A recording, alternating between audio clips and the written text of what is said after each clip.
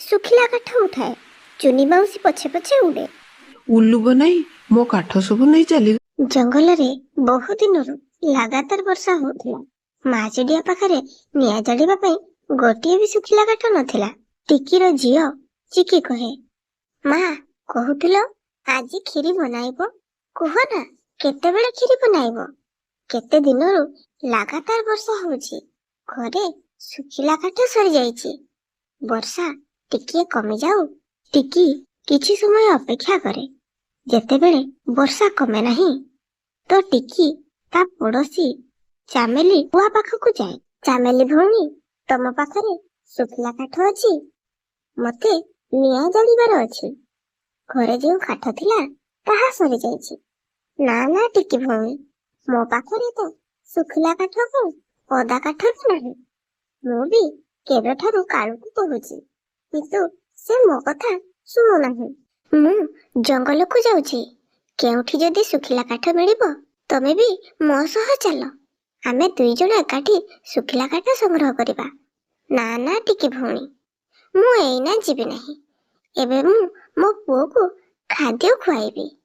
ଏ ବର୍ଷା କେଜାଣି କେତେବେଳେ ଥମିବ। ମତେ ଶୁଖିଲା କାଠ ନେଇ ଏଯାଏ ଆସିଯିବା କଥା। ଏହା କହି ଟିକି ଚିଡ଼ିଆ ସେଠାରୁ ଉଡ଼ିଯାଏ। କିଛି ସମୟ ପରେ ଚାମେଲି କାଠ ଆଣିବା ପାଇଁ ଘରୁ ବାହାରେ। କିଛି ଦୂରରେ ଗୋଟିଏ ଗଛ ମୂଳରେ ବୁଢ଼ୀ ଚଢ଼େଇଟି କାଠ ଆଣି ବସିଥାଏ। ସେ ଚାମେଲି କୁଆକୁ ଡାକେ, ଝିଅ, ଏ ଶୁଖିଲା କାଠ ମୋ ମୁଣ୍ଡରେ ରଖିଦିଅ। ଶୁଖିଲା କାଠ ଦେଖି ଚାମେଲି କୁଇ ଚିନ୍ତା କରେ, ମୁଁ ଏ କାଠ ବୁଢ଼ୀଟାରୁ ନେଇ ଚାଲିଯାଏ। ଏ ବୁଢ଼ୀ କଣ ମତେ ଧରିପାରିବ? ଏହା ଚିନ୍ତା କରି ଚାମେଲି କୁଇ ଚୁନି ମାଉସୀ ପାଖକୁ ଯାଏ। ଚୁନି ମାଉସୀ, ଏ ବର୍ଷାରେ ତମେ କାଠ ଉଠାଇ ପାରିବ ନାହିଁ। ଦିଅ, ମୁଁ ଏ କାଠ ତମ ଘର ପର୍ଯ୍ୟନ୍ତ ନେଇ ଚାଲିଯିବି। ଚୁନି ମାଉସୀ କହେ। ତମେ ଏତେ ଭଲ ମୁଁ ଭାବିନଥିଲି। ଚାମେଲି ଶୁଖିଲା କାଠ ଉଠାଏ। ଚୁନି ମାଉସୀ ପଛେ ପଛେ ଉଡ଼େ। କିଛି ଦୂର ଗଲା ପରେ ଚାମେଲି ତା ଦିଗ ବଦଳାଇ ଦିଏ ଆଉ ଫେର ସିଧା ନିଜ ଘର ଆଡ଼କୁ ଚାଲି ଆସେ। ବୁଢ଼ୀ ଚଢ଼େଇ କହେ, ଏଇ ସାମ୍ନାରେ ମୋ ଘର ଆସିଗଲା। ଝିଅ, ମୋ ପଛେ ପଛେ ଉଡ଼ି ଉଡ଼ି ଆସ। ଯେତେବେଳେ ବୁଢ଼ୀ ଚଢ଼େଇ ନିଜ ଘରକୁ ପହଞ୍ଚେ ଆଉ ପଛକୁ ଅନାଇ ଦେଖେ, ସେଠାରେ କେହି ନଥିଲେ। ସେ ଚାମେଲି କୁଇକୁ ଦେଖିବାକୁ ନ ପାଇ କାନ୍ଦିବାକୁ ଲାଗେ। ସେ କାଳୁକୁଇ କେତେ ଖରାପ, ମତେ ଉଲ୍ଲୁ ବନାଇ ମୋ କାଠ ସବୁ ନେଇ ଚାଲିଗଲା। କିଛି ସମୟ ପରେ ବର୍ଷା ଥମିଯାଏ। ଟିକି ଚିଡ଼ିଆକୁ କିଛି ଶୁଖିଲା କାଠ ମିଳିଯାଏ। ଟିକି ଚିଡ଼ିଆ ସେ କାଠକୁ ନିଜ ପିଠିରେ ଲଦି ଘରକୁ ଆସୁଥାଏ। ଟିକି ଚିଡ଼ିଆ ଉଡ଼ି ଯାଉଥିବାର ଦେଖି ବୁଢ଼ୀ ଚଢ଼େଇ ପଛରୁ ଡାକେ, ଝିଅ। ଆଜ୍ଞା ମାଉସୀ, ମତେ ଡାକିଲେ? କଣ କହୁଛନ୍ତି?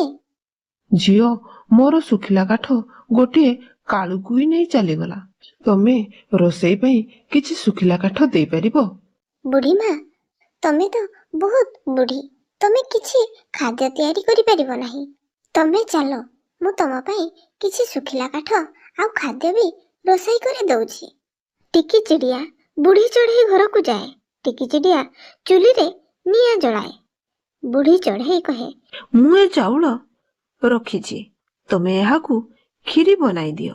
ଟିକି ଚିଡ଼ିଆ ବୁଢ଼ୀ ଚଢ଼େଇ ପାଇଁ କ୍ଷୀରି ବନାଏ। ହି ହି ହି ହି। ଯେତେବେଳେ ବୁଢ଼ୀ ଚଢ଼େଇ ପଛକୁ ଅନାଇ ଦେଖିଥିବ ପଛରେ କେହି ନାହାନ୍ତି, ସେ ବହୁତ କାନ୍ଦିଥିବ। ହା ହା ହା ହା, ଦୁଷ୍ଟ କୁଆ, କାଳୁ କୁଆ, ଏମିତି କହୁଥିବ ସେ ବୁଢ଼ୀ ଚଢ଼େଇ।